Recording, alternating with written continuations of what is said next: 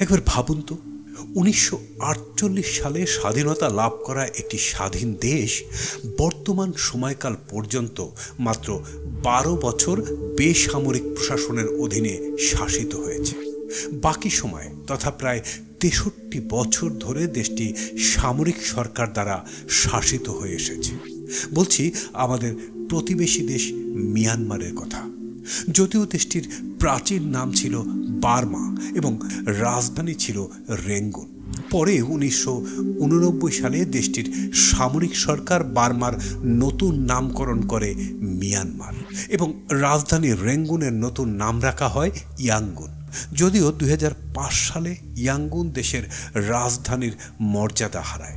বর্তমানে মিয়ানমারের রাজধানী নেপিদো এবং ইয়াঙ্গুন তাদের দেশের প্রধানতম শহর। মায়ানমারের সাথে আমাদের 271 কিলোমিটার সীমান্ত এলাকা রয়েছে, যার অধিকাংশ জুড়ে রয়েছে মিয়ানমারের আরাকান তথা রাখাইন রাজ্য। বর্তমানে বাংলাদেশের সীমান্তবর্তী মিয়ানমারের এই আরাকান রাজ্যের সম্পূর্ণ নিয়ন্ত্রণ নিয়েছে বিদ্রোহী আরাকান আর্মি। যে কোনো সময় মিয়ানমার ভেঙে যেতে পারে এবং তার প্রভাব পড়তে পারে বাংলাদেশেও। চলুন আজকের এই ভিডিওতে বার্মা থেকে মিয়ানমার হয়ে আজকের আরাকান সংকটের আদ্যপান্ত জেনে নেওয়া যাক।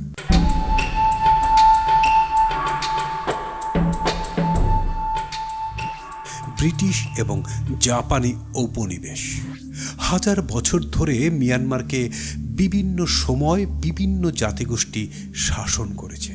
তবে দেশটি ব্রিটিশ ঔপনিবেশিক শাসনের অধীনে ছিল 1824 থেকে 1948 সাল পর্যন্ত, টানা 124 বছর। শুরুতে বার্মাকে ভারতের একটি প্রদেশ ধরা হতো। পরে 1937 সালে ব্রিটিশরা বার্মা প্রদেশটিকে পৃথক রাষ্ট্র ঘোষণা করে। 1948 সালে ব্রিটিশ শাসন থেকে বেরিয়ে আসার পর বার্মা প্রথমবারের মতো স্বাধীন প্রজাতন্ত্র হিসাবে আত্মপ্রকাশ করে। তবে মাঝে 3 বছর 1942 থেকে 1945 সাল পর্যন্ত বার্মা জাপানিদের দখলে ছিল। দ্বিতীয় বিশ্বযুদ্ধের সময় বার্মায় জাপানিদের কাছে আত্মসমর্পণ করেছিল ব্রিটিশ ঔপনিবেশিক শক্তি। মূলত বার্মা ইন্ডিপেন্ডেন্ট আর্মির সহায়তায় জাপানিরা দেশটি দখল করেছিল। 1942 সালে জাপানিদের তত্ত্বাবধানে ও প্রশিক্ষণে তৈরি হয়েছিল বার্মা ইন্ডিপেন্ডেন্ট আর্মি। তৎকালীন বার্মার জেনারেল, নোবেল শান্তি পুরস্কার জয়ী অং সান সুচির বাবা অং সান এই বার্মা ইন্ডিপেন্ডেন্ট আর্মি তৈরি করেছিলেন। এই আর্মি তৈরির উদ্দেশ্য ছিল বার্মা থেকে ব্রিটিশ ও জাপানি শাসন উৎখাত করা। বার্মা পরে স্বাধীন হয়েছে ঠিকই, তবে সেটা অং সানের মৃত্যুর পর। মিয়ানমারের আজকের যে সেনাবাহিনী, সেটার গোড়াপত্তন হয়েছে এই বার্মা ইন্ডিপেন্ডেন্ট আর্মি থেকেই। অর্থাৎ মিয়ানমার স্বাধীন হওয়ার আগেই তাদের সেনাবাহিনী গঠন হয়েছিল। যে বার্মা ইন্ডিপেন্ডেন্ট আর্মি জাপানকে বার্মার দখল নিতে সহায়তা করেছিল, পরে তারাই অ্যান্টি ফ্যাসিস্ট পিপলস ফ্রিডম লিগে অর্থাৎ AAPFL এ রূপান্তরিত হয় এবং মিয়ানমারে জাপানি শাসনের বিরুদ্ধে প্রতিরোধ গড়ে তোলে। 1945 সালে অং সানের নেতৃত্বাধীন AAPFL এর সহায়তায় জাপানি দখলদারিত্ব থেকে মিয়ানমারকে মুক্ত করে ব্রিটেন এবং নিজেদের শাসন পুনঃপ্রতিষ্ঠা করে। এর 3 বছরের মাথায় ব্রিটিশ শাসনেরও অবসান হয়। স্বাধীনতা পরবর্তী বার্মায় সেনা শাসন। ব্রিটিশদের থেকে স্বাধীন হওয়ার পর 1948 সাল থেকে পরবর্তী 10 বছর অং সানের নেতৃত্বাধীন AAPFL মিয়ানমারের শাসন ক্ষমতায় ছিল। 1958 সালে AAPFL এ ভাঙন দেখা দিলে তাদের হটিয়ে তত্ত্বাবধায়ক সরকার গঠিত হয়। এরপর 1960 সালের নির্বাচনে AAPFL এর একটি অংশ জয়ী হলেও তাদের রাজনৈতিক নীতিমালা সেনাবাহিনীকে ক্ষুব্ধ করে। এরপর 1962 সালে সামরিক অভ্যুত্থানের মাধ্যমে বার্মার ক্ষমতা দখল করে দেশটির সামরিক জান্তা। এরপর 50 বছরেরও বেশি সময় দেশটি সেনা শাসনের অধীনে থেকেছে। এই সময়ে কঠোর আন্তর্জাতিক নিষেধাজ্ঞাও সামরিক সরকারকে টলাতে পারেনি। 1989 সালে দেশটিতে সামরিক আইন জারি হয়। সেই সময় বার্মার নাম আনুষ্ঠানিকভাবে মিয়ানমার রাখার পাশাপাশি গণতন্ত্র ও মানবাধিকারপন্থী কয়েক হাজার মানুষকে গ্রেপ্তার করা হয়। অং সান সুচিকে গৃহবন্দী করা হয়। 1990 সালে বিশ্বব্যাপী সমাজতন্ত্রের পতনের পর মিয়ানমারের সাধারণ নির্বাচনের আয়োজন করা হয়। এই নির্বাচনে অং সান সুচির দল ন্যাশনাল লীগ ফর ডেমোক্রেসি বা এনএলডি বিপুল সংখ্যাগরিষ্ঠতা পেয়ে জয়লাভ করে। তবে সেনাবাহিনী সেই ফল নির্বাচনী আইনের মাধ্যমে বাতিল করে দেয়। এরপর সুচিকে কয়েক দফায় গৃহবন্দী করে সামরিক সরকার। অং সান সুচির কর্মী সমর্থকদের উপর হামলা চলতে থাকে। এরপরও মিয়ানমার সামরিক শাসনের অধীনে ছিল।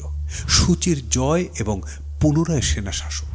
2015 সালে পার্লামেন্ট নির্বাচনে অং সান সুচির নেতৃত্বাধীন বিরোধী এনএলডি সংখ্যাগরিষ্ঠ দল হিসাবে জয় পায়।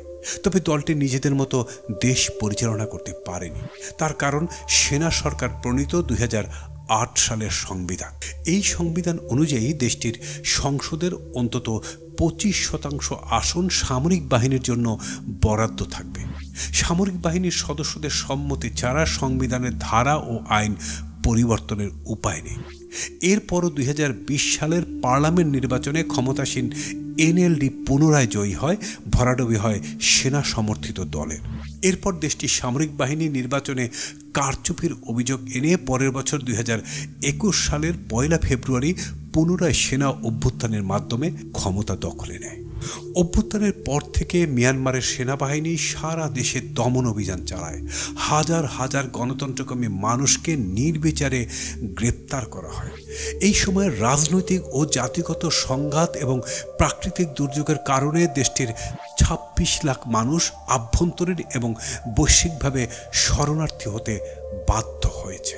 এদের মধ্যে সর্বাধিক পরিমাণ উল্লেখযোগ্য ছিল রোহিঙ্গা মুসলিমরা, যারা শরণার্থী হিসাবে আমাদের দেশে এসে আশ্রয় নিয়েছে। এই সময় সেখানকার অর্থনীতি ধস নামে। জ্বালানির দাম এই সময়ের মধ্যে প্রায় 4 গুণ বেড়ে যায়। পণ্যের দামও বাড়ে লাগামহীনভাবে। সব মিলিয়ে সামরিক সরকারের বিরুদ্ধে ক্ষোভ বাড়তে থাকে। বিদ্রোহীদের উত্থান। মিয়ানমারের জান্তা সরকার 2021 সালে সেনা অভ্যুত্থানের পর বর্তমানে তারা সবচেয়ে খারাপ পরিস্থিতি পার করছে।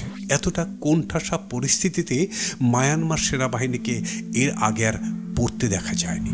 2021 সালের এপ্রিলেই ন্যাশনাল লীগ ফর ডেমোক্রেসির তথা এনএলডির নেতৃত্বে নির্বাচনে জয়ী সদস্যরা জাতীয় ঐক্যের সরকার গঠন করে, যাকে সংক্ষেপে বলা হয় এনইউজি। বিভিন্ন জাতিগোষ্ঠীর সদস্যরাও এতে যোগ দেয়। সামরিক বাহিনীর বিরুদ্ধে থাকা বিদ্রোহী বাহিনীর সঙ্গে মিলে তারা প্রশিক্ষণ নেওয়া শুরু করে এবং সব গোষ্ঠীর সমন্বয় তৈরি করে পিপল ডিফেন্স ফোর্স। সামরিক বাহিনীর দমন পীড়নের বিরুদ্ধে সশস্ত্র বিদ্রোহ নতুন মাত্রা পায়। উত্তরাঞ্চলের 3টি বিদ্রোহী বাহিনী এক হয়ে আক্রমণ শুরুর পর 2023 সালের অক্টোবরের শেষের দিকে মিয়ানমারের সেনাবাহিনীর উপর একজোট হয়ে সুসংগঠিতভাবে হামলা চালায় দেশটির উত্তরের শান রাজ্যের জাতিগতভাবে সংখ্যালঘু 3টি বিদ্রোহী বাহিনী, যাদের একসঙ্গে ডাকা হচ্ছে 3 গ্রুপ অ্যালায়েন্স নামে। National Democratic alliance army MNDAA, Tayang national liberation army TNLA এবং আরাকান আর্মি AA। এই 3 বিদ্রোহী গ্রুপ নিয়ে এই জোট গঠন করা হয়।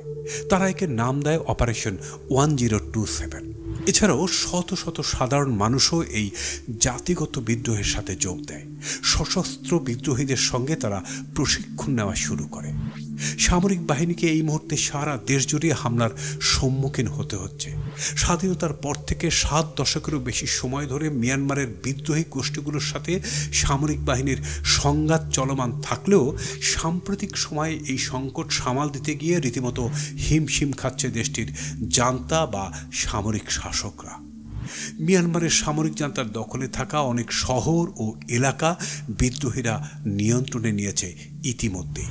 আর বাংলাদেশের সীমান্ত সংলগ্ন মিয়ানমারের রাখাইন রাজ্য আরাকান আর্মিরা দখলে নিয়েছে।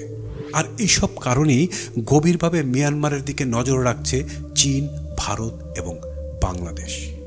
ভিউয়ার্স, মিয়ানমারের এই উদ্ভূত পরিস্থিতির মূল কারণ মূলত সুদীর্ঘ সময় ধরে সামরিক শাসন।